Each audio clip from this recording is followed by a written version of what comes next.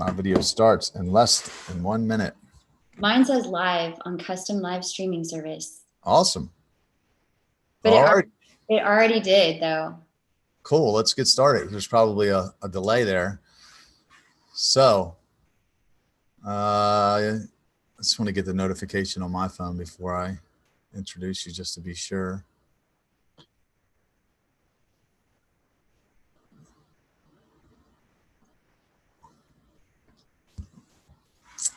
Huh. Let's see here. Oh, we've been live the whole time. Well, it says live on my end. Let me see what's going on here. On this one, it says it'll time out in 10 minutes. It happened to me once before when I didn't start it on time. Mm-hmm. Hold on a second. Hey Siri, call Sean Broadnax. It says you're live now. Really? Okay. Huh? Alrighty, good. You see it? Less 1 minute. Mine says live on custom. All right, there we go. Boom, we're live. Turn it off. Good notification. Yeah. How's it going, everybody? All right, let's jump into it. Tonight, we're going to be talking about choosing the right person to marry with a special guest, Nicole Duhon, or the artist formerly known as Nicole Duhon, now Nicole Theory. Yes, that's right. Nicole Theory. So for any of you that don't know who Nicole is a great friend of mine. She's my travel buddy. She's the executive director of Cityfam. She has her master's degree in family ministry. She's a writer, a blogger, and an international speaker. And after marrying her high school sweetheart and being married for 20 plus years, she thought she had the fairy tale, only to have it come to an abrupt ending just a few years ago. Yeah. So I can't wait to hear your valuable perspective on this topic. Welcome to Kowalski Analysis, Nicole Duhon. Should I call you Nicole Duhon or Nicole Theory? Nicole Duhon. Okay, Nicole. I'll just call you Nicole. Just call me Nicole. All right, cool. So before we jump into it, I want to give a shout out to my sponsor. And just want to pull something up real quick. All right. So yeah, I want to give a shout out to my sponsor, Micah Hughes. Micah is a great friend of mine. He's been sponsoring this podcast and just really supporting me in general for a long time, for several months. He's been an active member of Cityfam. He's a great friend. He's one of my favorite people just to hang out with, to be honest, one of my best friends. And he makes his money doing real estate. It's really his God-given calling. It's not only his way of making money, it's his ministry. The way he looks at it. He really cares about people. He believes in helping people gain financial freedom through real estate. He loves to work with, first-time buyers, first-time sellers, first-time investors. And he really takes a hands-on approach to it because he cares. Like, he will walk you through the process of owning a home or investing in real estate. So if that is something that you're thinking about, please give him a call. I would love for you to support the people that support me and enable me to do this. You can reach him at 410. Well, the number on the screen is 443-532-8450. The number in this post will be different, or you can email him, and the number is, or the email address is in the post, but definitely hit him up and let him know that I sent you. Thank you, Micah. And yeah, let's jump into the podcast. So yeah, let's just get started. Stay tuned till the end, guys, because we have some things that we want to share with y'all, some little extra things that we're working on we want to tell you about. So tonight we want to talk about choosing the right person to marry. I think this is probably one of, if not the most important decision that a person will ever make, is choosing who you're going to spend the rest of your life with. I think that, like, people that have never been married don't realize how important it is before, which is why they kind of haphazardly or, drift into relationships, because they don't realize how much a bad relationship has the potential to really wreck your life. Mm-hmm. If you talk to people that have been divorced, a lot of them just are so broken after. They don't ever want to get married again. They think that marriage is the problem, and they just are so scared of marriage because it hurts so bad. Now, I've never been through a divorce, but I'm just going off of what people have told me. So, we're coming at this topic from two different angles, because here you were in a marriage for 20 plus years. Whoops, I'm sharing my screen here. And I've never been married. I've never even been in love. But yeah, so we're going to be coming at this from two totally different angles. So let's talk about your story, your perspective. So, because you have, go ahead. Yeah. I mean, like you're saying, we have these two perspectives. You haven't been married and I have been married. So like coming at like dating relationships now, we're coming from two different places. And I loved being married. I totally loved it. Like it was great, like having somebody to come home to, and like just sharing the load of life. Like whether it was like hard things that you had to do, or whether it was just like, we're going to go chill on the couch and crash, like just not even think about anything. Both of those times are, honestly, I think they're nicer when you have someone to do that way. Yeah, no, absolutely. It's I believe the journey is much harder being single. That's a much harder road. You have to be a lot more creative of like even just social activities. You're like, especially if you're waiting, because now it really limits you, because now you're like, I can't even hang out with the member of the opposite sex alone. So everything has to be like group functions. But so, okay, looking back. Okay. So basically you and Trent, your ex, met in high school. He was your first love, fell in love, got married, spent 20 years together. Looking back though, because I don't have that perspective. To me, honestly, I don't look back. I made mistakes getting physical with girls and wasted time, but I can't say I have any perspective on choosing the right person to marry, because I've never even been engaged. So looking back, what would you say you did? Would you do everything exactly the same, or? No, I wouldn't. I mean, I think ultimately I made the same mistake that you did. I mean, I think I got physical too early. But I think the difference was I was just physical with that one person and stuck with them for that whole 20 years.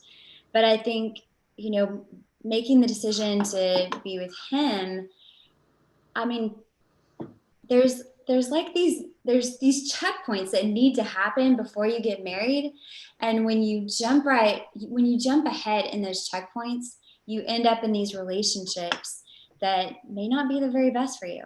And I will admit that that's what I did.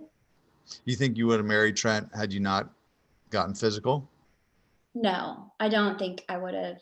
No, I think so. I grew up in a home, like when I turned 16, my parents bought me a ring, and it was actually my birthstone, and they gave it to me for my ring finger. And they said, look, we believe in purity. We believe in you waiting until you get married. So wear this ring. And this is your reminder. Like anytime you're on a date or anytime you're with a guy, like this is your reminder to keep yourself pure until your wedding day. And then you'll trade that ring and you'll put your wedding ring on.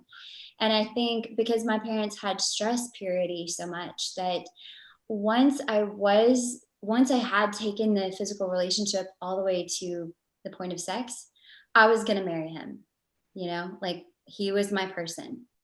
So I think it's really important to date well and to like think about what that looks like and choose that person, like the whole equally yoked thing matters. And it's not just, oh, you're a Christian, I'm a Christian. Oh, we're good. Let's get married. You know, it's a lot more than that. Okay, so let's go into this. What is your strategy? Give me just a synopsis of what your strategy is for choosing the right person. Because I kind of know what mine is. I did a post today where people were, people will often give me their unsolicited opinion and say that I'm doing this wrong. You're closed off, and I must have heard that story about the guy that was caught in the flood. And then a boat comes by and he goes, no, I'm going to I'm going to wait on God. And then another boat comes by and he goes, no, I'm going to wait on, then a helicopter comes. No, I'm going to wait on God.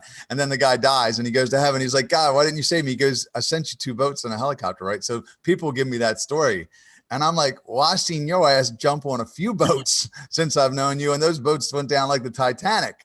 So it's like, you can't just jump on any boat, like, but I think it's a much harder proposition to wait on God. Like anybody can take things that matters into their own hands. Yeah. It's hard to sit there when you don't want to wait and you have options not to wait, and then just to sit there, like, it's almost like a dog that's been trained really well. And, the owner will throw a piece of meat down in front of the dog and be like, don't touch it. And, the dog will be like staring at it. He wants it, but he won't touch it. Like that's a well-trained dog. And that's the way I feel like he was with me, where he's like, no, stay right there. Like, and,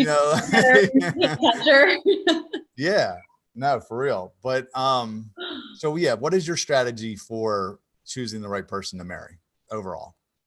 I mean, I think I have 2, which sounds kind of crazy, but I really do. I think there's 2. I think for me, there's like the biggest thing is this obedience collide. That's really what I think is the way that God has it designed. So you talk a lot about like the biology of sex, like the whole oxytocin thing. Well, if I take it over here to like just what God says, and even what I see in scripture over and over and over, I can even give you like the stories of how this works. I think the obedience collide is this.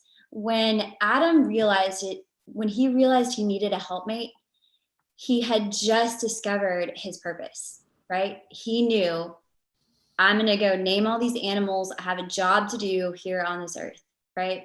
So it's Adam like going, okay, I'm obeying God in my purpose. And then what I believe happens when we see, like, obviously with Eve, we can't really use her because she was, the rib. But with the other people that we see, like Rebecca and Isaac, or Esther and Artaxerxes, or Ruth and Boaz, it's kind of the same thing. The girl is being obedient in where she goes. And so it's the guy in his purpose and it's the girl where she goes. And I think that's really when that obedience collide happens. The guy has got to step into his purpose and the girl has to be obeying God. And that's when you see God bring them together. And he doesn't bring them together before that. It is like, I think it is right in that moment. I mean, because God could have easily made Eve before. It's not like he didn't know. Right. He knew he was going to make her. But it's really important. Timing is important. And so I think for me, the obedience collide is real. And then, and you see the opposite of it. Like, look at like David and Bathsheba, right? When David got in trouble, he was not obeying God in his purpose. Yeah, no, it's good.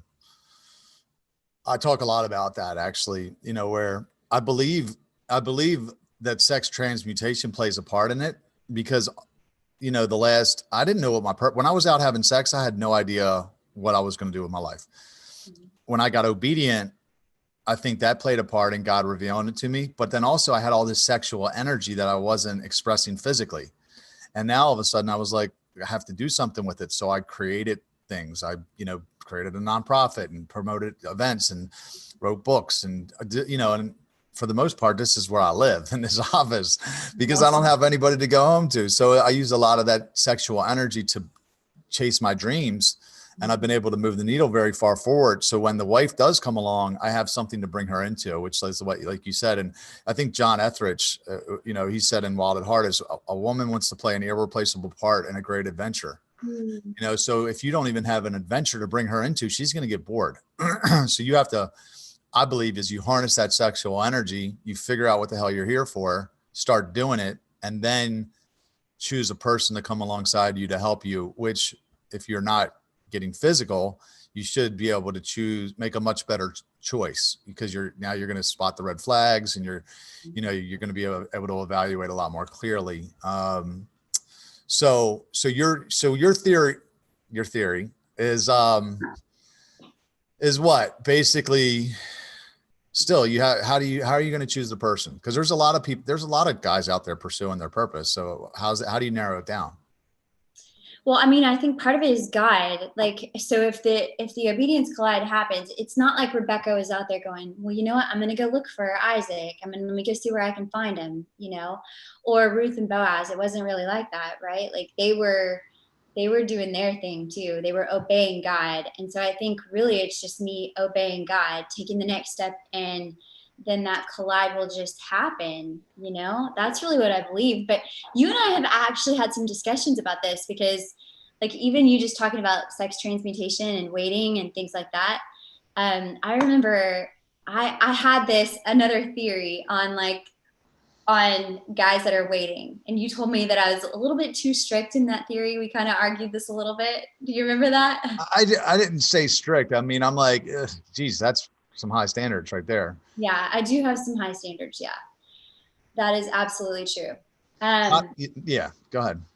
But I believe that there's a difference between a man who's waiting and a man who is willing to wait for sex. I think that it's great. Like, I'm going to go ahead and set the standard for any man that I date. And I'm going to say like we're waiting. We're going to do this God's way. Right. And I think there's a lot of guys out there who are absolutely would be willing to wait for me. I do believe that. But I think for me, it's really important to only consider the men who are already waiting. And the reason why is because I want to be submissive to my husband. Like I want to know he can lead me. Right. Yeah. I guess submissive maybe is like a scary word these days, but I just want to know the guy he's following God and I can follow him following God. Right. Sure. Yep. And so a man who's already waiting, I know he's already listening to God. He already knows that. He's already doing that. I don't have to teach him that. That means he's not following my principles. I get to follow his. Well, that narrows it down for sure. I mean, then you really don't even, you won't even have to ask God to see the one, because you're probably only going to meet one. I'm kidding. But it narrows it down for sure. Because there's definitely going to be less men that are waiting versus willing to wait. But I mean, the way I look at that is, God knows if God knew you're going to have that standard, he'll honor that, and then it becomes his problem to, I'm the last person that anybody would have done this. And it's only because of God that I did it, because of the call of God on my life. So if he was able to do it for me, he can do it to anybody. But it's almost like the way I look at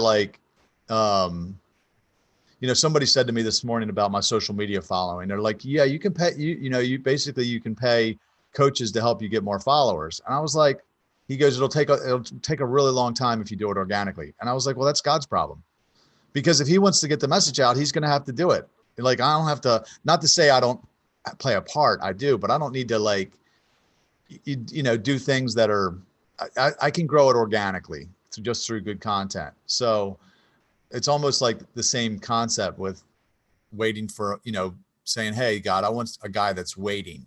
So then it becomes God's problem. If he wants to give you a helpmate to help you accomplish your plan, or you to help him accomplish his, or vice versa, then yeah, he has to do it. Right. But let's say there's 10 guys. Let's say there's 10 guys that are waiting. How do you choose? Okay. Great question. And I think for most people who aren't waiting, this would apply to figuring it out. Like how do you narrow it down, and how do you make that decision? Yes. So my theory is I like to use a car as my analogy. Okay. So imagine we each are in this car and all the tires are flat. We're not going anywhere. We're totally single. We're stuck. It sounds terrible, but that's the way I get it started. And I think that there's these stages that are the best way to go through to determine, okay, are we going to be great when we're 85? Right. So the first one I think is an intellectual compatibility. So you get to know someone and you just know okay, we enjoy hanging out. We enjoy talking to each other. Intellectually, they can hang with me, right? They don't bore me. I don't bore them. We're at the same level. And I feel once you find that person, that's a friend. You and that person are friends. And that airs up that tire. Imagine it on the car. And then the next step that you take is, I think it's a spiritual step. So like, say you've been friends and you get to know this person a little bit more, and like you get to know spiritually that they're on the same plane as you are. And maybe you even have taken some steps to like pray together, and you're willing to like be vulnerable a little bit with like what you're struggling with. Like, hey, I'm have this situation with like my sisters, and like, can you pray with me on this? Or like, can we, I don't know, like spiritually, you're on the same track. You understand that they get where you are, you get where they are, and Gotcha. yeah. So then that airs the spiritual higher up. And then I think the next one is emotional. And once you get to that phase, I think that's really where you should be dating. Should be. It's not always the case, but you should be. I think this is the step where a lot of girls go like right there. They go to the emotional step real quick because we want to. And honestly, I think a lot of times guys want us to. Like, guys, you guys like that softer side, you know? You like that, like, I don't know, the tender part that girls bring. And we want to break. That's the real truth of it. Like, we want to, you know, Keith Urban, Carrie Underwood, break on me kind of thing. That's what we want to do. We want to just let go. Mm-hmm. And I think a lot of times girls let go way too soon. And I think that's why there's emotional affairs. Mm-hmm. So it's a matter of like waiting until you're really, you're dating that person. That emotional vulnerability is you saying to them, okay, like I'm there's a consideration here. Like I trust you with this. Yeah. You know? Yeah. And then I think once you're there and that tire's aired up, like you can trust them there, then you can go on to like engaged, married. That's where physical is. But I think all four are important. I think if there's not a physical attraction, then, you know, the car still doesn't go. You have a flat tire.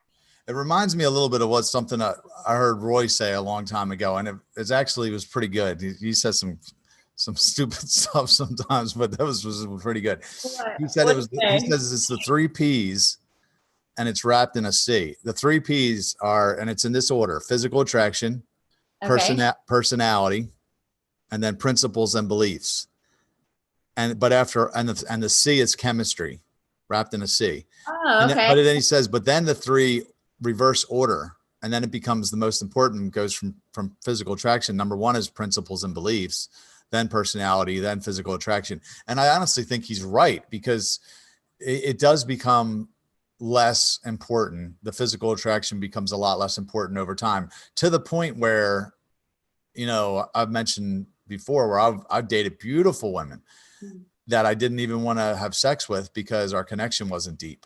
So, which is why it just makes so much sense to really wait. And it's hard to really tell if there's chemistry. You know, like I think a lot of people now are figuring out in their relationships, maybe they're not that compatible, because now they're all of a sudden having to be home all day with the person, and they're wanting to strangle them. You know, like Stefan Speaks, he says, you know, if you want to find out if you're compatible, go on a long car ride with that person and see if you guys can get along. And like, do you want to talk? Because when you have chemistry with somebody, it's very just natural, you know, like it's easy. And the time goes by so fast. Like you want more. There's some people, like I have friends that are in relationships, and you can tell like he just is annoyed by her. Yeah. You know, like they had sex early and he just snaps. Like nothing she does is right. And it's like, there's no chemistry in the relationship, and it sucks. That's really, you know, the consequence of a soul tie.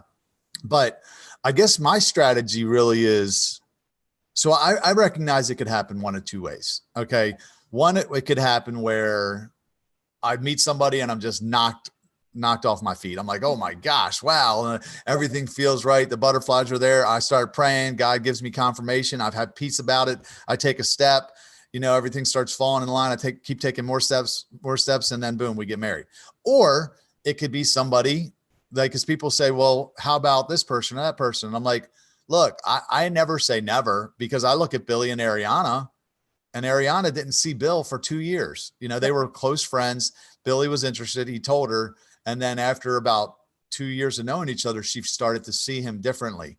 So that could happen. You know, it could happen one of two ways. But it hasn't, for me, it hasn't happened either way.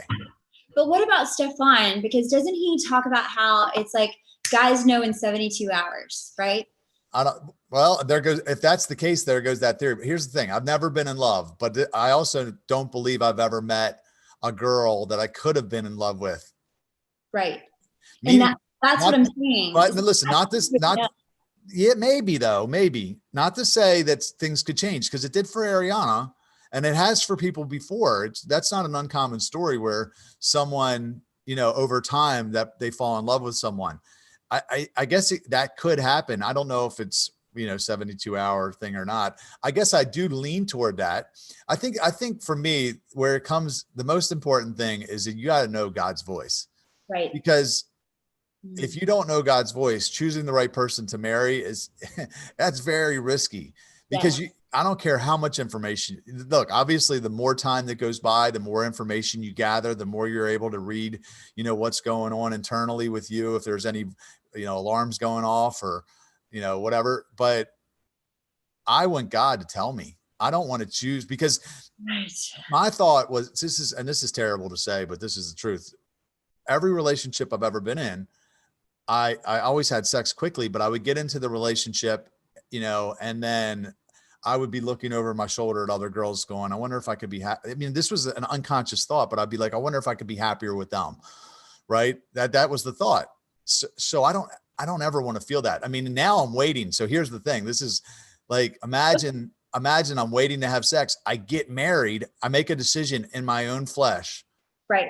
Or based on whatever my knowledge is. I get married, I have sex with my wife, and then that feeling comes back. No. Right. And now, because here's the thing, if God told me to marry her, even if that thought popped in my head, I would dismiss it, because I would be like, no, God knows more than me. He knows everything. And if she's the one he told me to marry, she is the person that will make me the happiest.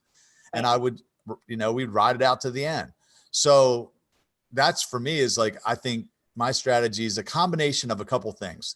It's number one, it's knowing God's voice. But I also think if I did meet a girl that was just blew me away so hard, I'm sure I would go to God and be like, God, please, can I have her? I'd be trying to talk him into it. Right. So either he's going to tell me, or I'm going to ask him and hope that he says yes. Or but honestly, I think he's got me in this season where, and that's important too, because it really goes back to what you talked about in your purpose. It's like, God has not set my circumstances up for me to have a relationship. He gave me so much to do and not that many resources to do it. And it was just like a relationship just wasn't in the cards. I'm like, I don't have time or money. How can I have a relationship? I want one, but it just is impossible right now. So I feel like for me, that season may be coming to an end. I'm hoping. But I think it's important to know, like, you need to start with the prayers, like, God, please bring the season to an end. No, Lori said that on one of our coaching calls with Cityfam recently. She said, it's important to know what season you're in. Because a lot of times people think they're in a harvesting season when they're really in a planting season.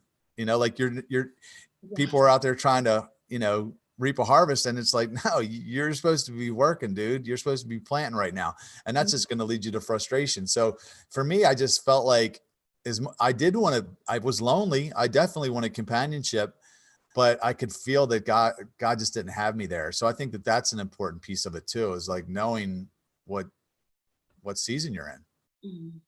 Gosh.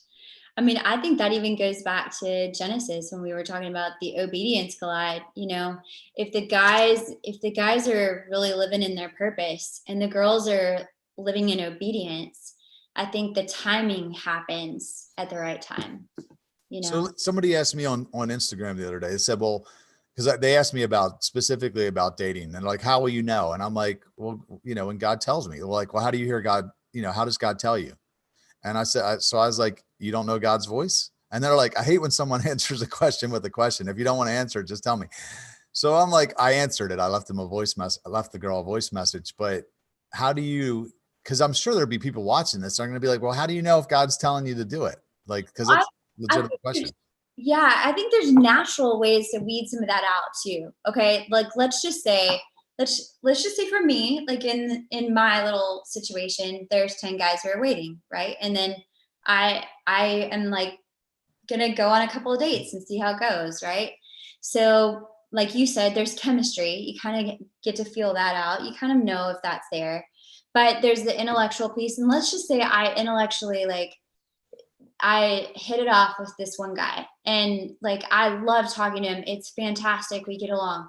But then like spiritually it's not there. Well, that's an easy check. And then let's say vice versa. Like he's spiritually there and he's solid and he's like he's got it. But intellectually, like it's like a struggle to have a conversation. We'll check. So there's some of those things that just come. And I think maybe they come with time. I think dating is important. I'm going to actually talk to myself right now because I don't think I've done a very good job of being intentional about dating. And I think it's time. It's time to like get out there and just like experience some of that and figure out what it is you do like and what it is you don't like and what does work and doesn't. You know, you have to get to know people. Yeah. So, all right, let's jump into, I got some talking points here. You're not going to ask me any hard questions. No. Just some talking points. So like, I'm actually making a video about this. I started to work on questions that you should be asking before before you really start dating someone, maybe on a first date or a second date. What kind of questions would you ask somebody if you were kind of trying to vet them? This is bad. I'm going to give them all away. You don't have to give them all away. Let's see. What kind of questions would I probably ask about their family. Generally, I think one of the easiest ways to know like what a guy is like, or even a girl is like, either one, is to see them in their element, like with their family, their friends. Like you can kind of feel out what that's like. So I wouldn't even so much say that you have to ask a question. It's really like be intentional about the time that you spend with them. Yeah, no, that's good. I watched the video by Derek Jackson on this, and he's talked about basically if you're really wanting to be in a serious relationship and move toward marriage, he said, you want to make sure that, see where they're at with basically, being married. Are they serious about looking for a serious relationship? Or are they just looking for something physical? And he said, but the way to really get the truth out of them isn't to ask them like, how important is it for you to find, to get married or find a wife in your next relationship? He said the way to phrase it would be like, if I wasn't looking for anything serious and I just wanted something physical, would that be okay? And he's like, he said, leave it out there, let it play it like it's hypothetical, because at first they're going to be like, they're going to try to see if you're really serious. But if they're like, yeah, sure, I'm cool with the friends with benefits. He's like, you automatically know that ain't the person, because there's no way that person could be serious about looking for a wife and then be okay with the friends with benefits situation. I was like, man, that's genius. Yeah. So I do think that is probably an important question. A lot of women are afraid to have that conversation with men when they're dating to say, hey, I'm waiting, because they're afraid that the man will leave, or they don't know how to bring it up or whatever. So I think that is a question that I would be asking someone. If you're trying to choose a right person to marry, you probably want to establish that pretty early on. Are they looking for the same thing as you? Because if they're not looking for a serious relationship, you might get the relationship, but then they might resent you, because that's what happened to me a lot. Because I didn't want a relationship. I just wanted sex, but then I got the relationship and then I was like feeling very restless. Yeah, I hear what you're saying. And it makes me wonder. And so tell me the truth right here. Okay. Sure. Because I'm usually pretty upfront with anyone who asks that question about dating, or even if, usually before there's even a first date, that conversation has happened, because these days talking is dating, right? So you've talked a few times over the phone or however, FaceTime, Google Duo, whatever. So it comes up, but I have found that by talking about the idea of waiting, it almost makes you like intriguing. And like guys are like, oh, I'm about to win that. And it's like I almost have to play a little bit more of a, okay, I gotta see if this is real here, you know. So I mean, is that a thing? Like a guy who maybe he's not really all about waiting. He just wants to win the fact that like nobody else has landed you. Yeah, of course. I mean, there's definitely guys that it's going to intrigue, even if they're not serious about waiting, and they try to get you to compromise. You know, they're going to test you to see if you're serious, but that's not a guy that's really serious about waiting themselves. Like for me, I tell girls, you know, when the enemy's going to come at you with fear. You know, that's the tactic. He's going to try to convince you that this is the wrong way to go. No one would ever wait. And the fear will cause your worst fears to come true, because then you won't find love because of that. So like now I want to get married. So I do not want to date a girl that hasn't waited, because we won't even be able to relate to each other. I've been through some shit, you know, waiting. And if you ain't been through it, how are we like, it would be the equivalent of somebody that's really in shape, dating somebody that's really out of shape. You know, like we won't even be able to relate to each other. So like, it's not a matter of, oh, you're a hoe. It's like, no, we're just different now. I just changed a lot because of this process. And if you change too, that's awesome, because we're going to, you know, it'll be great. But I just don't see how. I think that's definitely part of being equally yoked, for sure. It is. Yeah. And one of my favorite conversations to have with girls is in regards to waiting, because the pain that they endure after they get in the relationship and then break up. And even just recently, I had a girlfriend, great Christian girlfriend who, you know, she was in the relationship for about a year and they're talking marriage and everything's going great. Finally, she decides, you know, I mean, I want to know what he's like physically before I actually marry him. She sleeps with him. A month and a half later, they're done. And I mean, I just wonder, I mean, it's probably good that they're done, obviously, but so many times I think the pain can just be saved. Like you just don't have to go through it. And just knowing your value, like that is a big thing for me. Is I wish that there was a way for me to like look at girls and explain to them, like, you were literally created by God. Created. He knows every hair on your head, every day you're gonna live. Like, you are amazing. Don't just give that away, you know. Like, I think there's power in it. And maybe this is me like thinking that it's kind of like God talks about how there's this mystery, right? When two become one. And I imagine, and this again is me getting all dreamy, but like I imagine that if a guy really is living in his purpose and I'm really obeying, and then that collide happens and we come together, that is going to be freaking powerful. Mm-hmm. Like God's going to do something with that. Yeah, no doubt. Yeah. So, okay.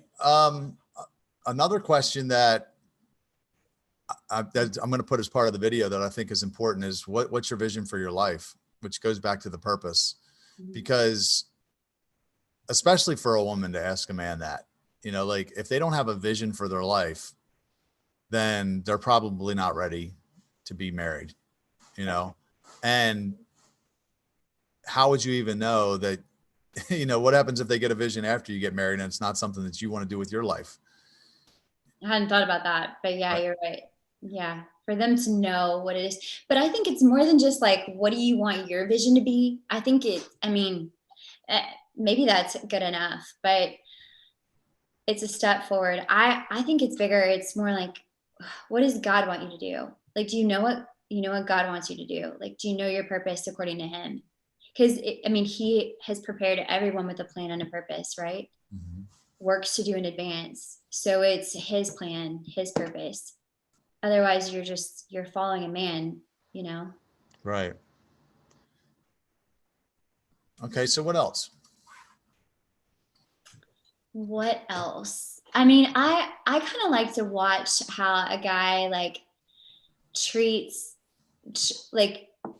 me the first date, and then like as the night goes, because a lot of times like as you get more and more comfortable, it shifts and changes. And if he becomes like a little bit more gentlemanly, you kind of know like, okay, this is sweet. But if it's like a little less interested, like it's not that he may necessarily be less interested. I think it's just that you realize that later on as life goes by, he's going to be a little like lax, you know? Sure. It's terrible, but I notice it. He'll be farting around you and everything else. Yeah. So no, okay, let's break it down to what we talked about. Okay, first you gotta read the omens, or you read your internal signs, right? We talked about physical attraction, spiritual, intellectual. What was the other connection? Oh, physical was the last. Spiritual and emotional. Right. You want to check in with God, make sure that you're getting some level of peace, a green light about it. What else? We talked about the chemistry piece. Tell me more about that. Like, I feel like I understand that, but sometimes I feel like I don't. Well, chemistry, I mean, like, I don't even know that you can quantify it. Like, I think about one of the girls I dated, one of the last girlfriends I ever had. She was gorgeous, but when I held her hand, it was like I was holding hands with my sister. Like, there was just no chemistry. I don't know what it was. She was great. Everything on paper, great girl, sweet as can be. But when we held hands, there was no electricity there, So is it like, can you tell, like, if you just want to sit like closer and closer to someone, like, I think that's probably a great sign. Sure. I mean, if you don't want to tear that person's pants off, then I think that's a problem. Yeah. Like 100%. Stefan even said the only difference between a romantic relationship and a friendship is physical attraction. Right. So you got to have that. Now you do, obviously that can't be the only thing, right? But if over time, you're still feeling a strong physical attraction to each other and you enjoy being around each other before you've gotten physical. I think it's, like it's not just a soul tie pulling you back in. Like you're both like highly physically attracted to each other, even over time, because I think it's easy to be physically attracted to somebody early, right? But then over time you start seeing people and you're like, nah, no. Right. Mm-hmm. So once you start to see who lives inside that tent, if there's still physical attraction there, but I think for a man, the easiest way to narrow it down is really just to be committed to waiting until marriage, because that really it's a whole new standard. It's a whole new way you look at people, like I look at girls that are pretty and I'm like, so what? That's just one thing. I mean, like there's a lot of pretty girls in the world. Before I would have got hemmed up with them because I would have slept with them. And then next thing you know, you're dating and years go by and you could have potentially married them. But now it's like, you just evaluate on a whole different level when you're committed to waiting until marriage. Cause you really are basically saying, I'm choosing one, So a question. What do you think about girls and finances? Like, I know girls, they consider like, can the guy take care of me? Right? Like that's a thing. But like these days, a lot of girls have jobs. It's like, do guys care about that? I'm sure there are some guys that care about it. It's not really a factor for me, but I maybe there are. Yeah. I think I wondered sometimes because I feel like I'm over here like choosing this lifestyle, right? Like where I'm like not working like I used to. And I'm like, great. No, it doesn't matter. Like I know girls, I've had girlfriends in Cityfam and they're like, I really want to move out of my parents' house and get my own apartment. Like no guy's going to be interested in me if I'm living with my parents. And I'm like, guys don't think like that. If anything, we think it's kind of sweet, like she's, not a hoe or whatever. Like it doesn't bother a guy, like at all. Guys want to be that provider. So it doesn't making money. Now, look, I don't want a girl that's not ambitious. Like if you're working waiting tables at Applebee's and that's your, whole career plan like that. Yeah, that would be a problem for me. Like, hopefully you have some goals and you want to become something more, because that would be definitely a red flag. But one of the questions that I'm going to include in this this next video that I do about questions that women should ask men before dating them is, what attracted you to me? Because I think that that is such a telling, you know, it's so telling for where to find out where a man is. Because if he's like, well, damn, look at you, you know, like that's probably like not, if that's what he was doing, is just talking about your physical appearance. But so like, even with this guy that you dated recently, Yeah.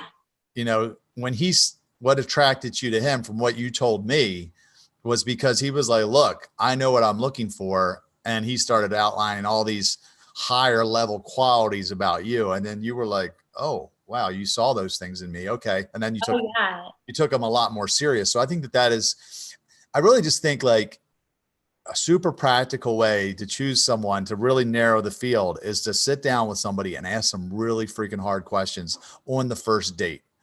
You know, I think a lot of times people sit down and they ask questions like, oh, where have you traveled before? What's your favorite food? Or what's the favorite movie that you ever saw? Like, no, that doesn't really mean a whole lot. It's not going to help you break through the surface. Like, you need to get deep down and figure out who lives inside this tent before you waste a bunch of time with them or make a mistake, which could really, you know, trip you up. So I think yeah, go ahead. Elaborate on that what I talked about with that guy. Well, yeah, absolutely. It was super impressive to me to have somebody say, look, he was very forward, you know, like, hey, I really like you. I like you the moment I saw you. Here's what I saw. And then since then, here's what else I've noticed. Like, paid attention. It was great. What it did was it had my attention. That's the only way I know how to explain it. Very seriously. But I also think that you're definitely right about that first date. If you can just if you can plan in your mind that you're going to have that first date and see if you can lay as much out on the table as possible and not waste your time, that's great. Because I think a lot of times you get 1 to 10 dates in, and what happens is like, you like these 5 things, but then you're kind of unsure about these other things. And so you start to weigh it and compromise a little bit. You're like, well, he's really great about this, this, and this. But over here, I'm not so sure. But, you know, he's waiting, you know, like there's those things. So I think it's better to just get in, have the hard conversations. Good. I mean, they're good conversations if you get in and get real.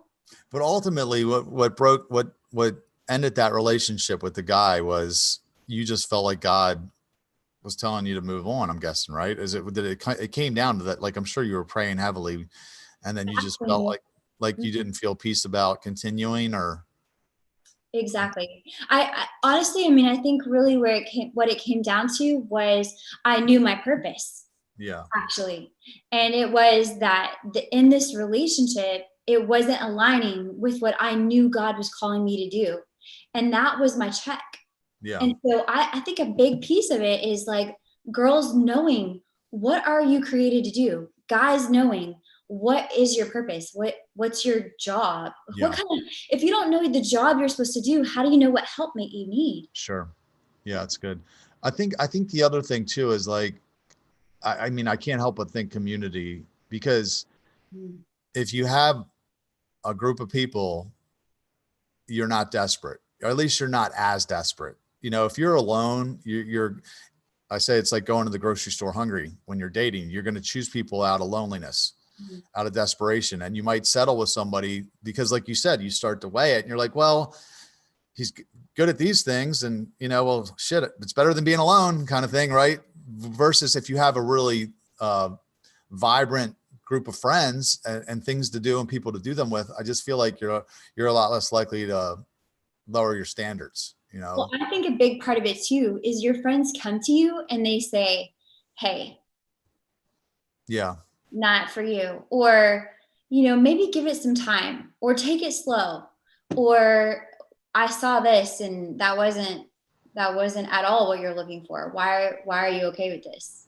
Yeah, no, it's good. I actually just reminded me of something that we did in that first course where it's like, make a list, you know, and I'm not huge on lists, but I do think that you should have some non-negotiables, you know, because what must you absolutely have? You know, it doesn't, I think like height and all that stuff is probably not a non-negotiable, but you should have a list of things that you absolutely have to have in order for you to be, you know, have a successful long-term relationship. For me, I can think of a few. Like I would say loves Jesus, physically physically attracted to her, smart, not naive. I know that that's something that has bothered me in the past with girls when I get into a relationship and then they're just not smart, you know, like at first it doesn't mean a whole lot because again, I was probably in it for the wrong, I was in it for the wrong reasons, but as the relationship progresses, you start to see like, oh, that is something that I want. So I think having a list is important so you don't get duped. Yeah. Yeah. I absolutely think so. And I think the longer, like if you go ahead and make the list now, and then 6 months from now, what happens is you start to pick up on things that you notice. You're like, oh, and even just in friendships, you start to notice, okay, I like how this guy treats me like this. That's something I want for my future. Like for me, one of the things that is a big deal is a man that I can mirror in his character and like the way that he does certain things. I want to be able to mirror him. I'm going to be around him all the time, right? Naturally, you're going to pick up on qualities. And I want to know right out of the gate that he's going to have those qualities that I pick up on, and I'm going to mirror that. That's good. It's important for me. Yeah. Yeah. Well, hope this helps somebody out there. Before we go, I want to mention a couple things. One thing I want to mention is first Cityfam. Really, I'd be remiss not to mention it. Cityfam is the organization that Nicole is the executive director of, that Billy Lofton and myself started about 5.5 years ago. And it's just probably the thing that I'm most passionate about in my life. And it helps people become the best version of themselves as they go through this, not just the season of singleness, but it is great for singles because singles are the ones that really, get hit the worst with not having community. Like you can kind of mask the pain when you're in bad relationships because you have a body next to you. You have things to do, even if they're not the right person, you still have somebody to like have dinner with or go to the movies with or whatever. But when you're single and you're waiting, especially if you're waiting, it can be a lonely journey. So check out Cityfam. We have, how many chapters do we have now getting ready to start or starting? Actually, we have 10. 10 chapters across the United States, not internationally, right? No, not internationally, but did you tell him who reached out today? No, tell everyone. Germany, Nuremberg, Germany. Oh, right. Yeah. Germany. Somebody reached out from Germany. That's right. Yeah. I think that's so exciting. It is. It's super exciting.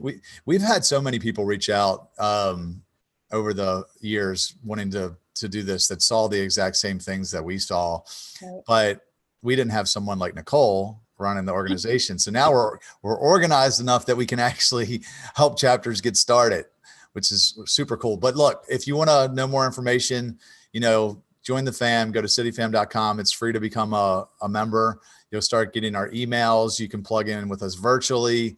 If you want to know more about bringing it to your part of the world, reach out. We have a turnkey process that we put together now. It starts really easy, just with, hanging out with friends, doing some social and service events, and then it just kind of progresses from there. And if you want to maybe you want to be involved from a distance, maybe you're good at something, that you want to give a few hours a week, you can email us at contact@cityfam.com and we'll tell you how to get more involved. The next thing I want to tell you about is a course that I'm working on. I actually have a course for men now and a course for women. The course for men is called Unleash the Best You, and the course for women is called Proverbs 31 Blueprint. And I really put it together because over the last 10 years, I've done a lot of high performance coaching programs where it really helped me figure out my purpose and then helped me use my time very intentionally to do some incredible things. And I'm like, I want to help people use their time because it definitely makes the journey easier when you are working on something important, you know, versus just sitting around and waiting for someone to come along and fix you, you know. And that's really kind of how the first 6 years of this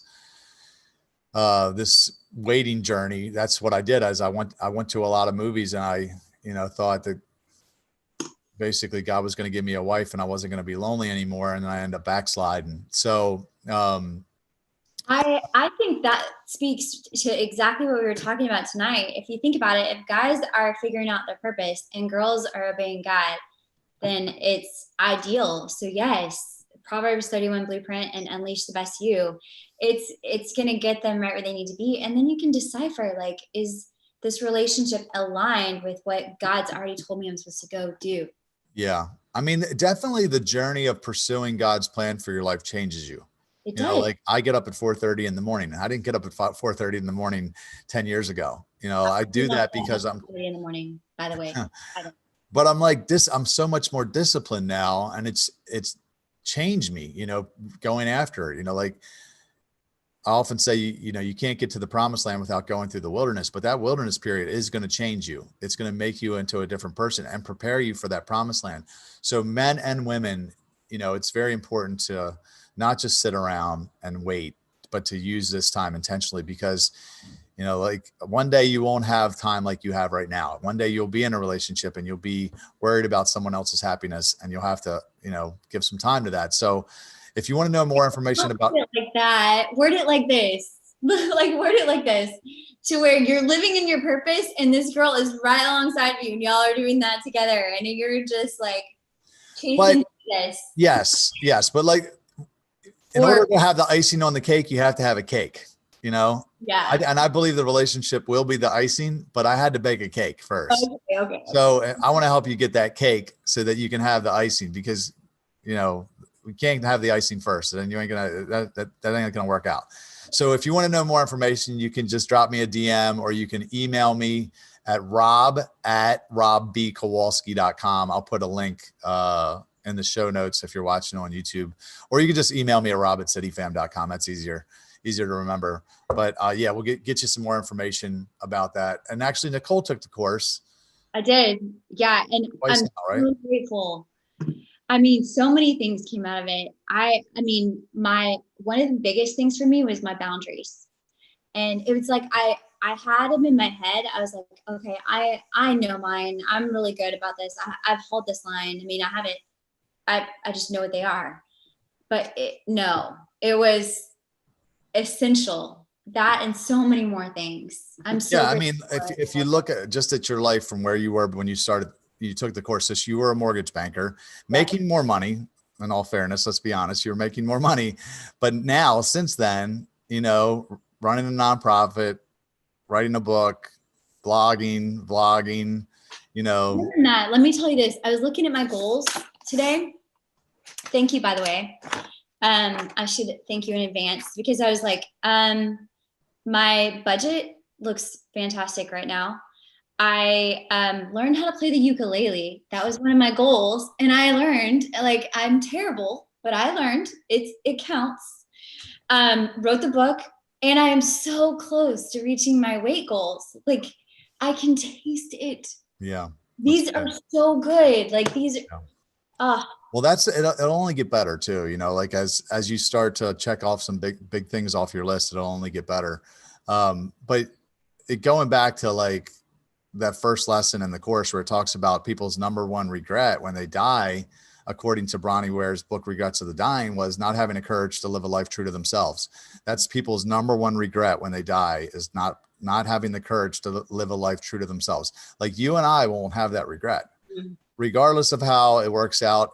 I don't know if you'll ever make as much money as you made in mortgage banking. Maybe you'll make a lot more, but we will not have that regret because we are having the courage to not only identify what it is, but to go after it with everything in our power. And that's what I want to do for people, is really just because your life takes on new meaning, you know, when you're going after it. Mm-hmm. And it doesn't make it easier though. No. It's not easy. It's just so rich. Yeah. But you know, I asked Ryan Stewman that on a podcast the other night because he talked about like, you know, how the force of average will knock you down when you start getting above it, knocks you down. I'm like, well, do you ever get past it? Like there was this story I remember reading about, I can't remember the guy's name that broke the speed of sound. Like there was a sound shock wave or whatever. Like before you break the speed of sound, they said the plane was shaking so bad it was about to, like, they thought it would break up. That there was this theory that when you broke the speed of sound, the whole thing would just explode or whatever. But it right up until you breaking it, it was like shaking really uncontrollably. And as soon as they broke it, they said it was like glass. All the air shifted to the back of the plane and it was like completely smooth. And I'm like, I kind of hope that that's the way it's going to be. Like when I get into the promised land, Yeah. I know that there's going to be bigger problems, you know, but I can't help but think that it's got to be a little easier than the wilderness, you know? No, I think so too. Anyway, that's it, guys. Until next week. If you got any topics that we should cover on Kowalski analysis, feel free to drop them in a comment. If you know somebody that I should interview, would love to, you know, hear your feedback on that. Maybe it's somebody that you know, or just somebody that you'd like to see me talk to. If you're listening on iTunes or Google, leave me a 5-star review and write a sentence about the podcast. That would mean so much to me. And then go follow Nicole. You can check her out. Come follow me. Facebook, Instagram. Check out our new website, NicoleTheory.com. Anyway, that's it, guys. Have a good night. See ya.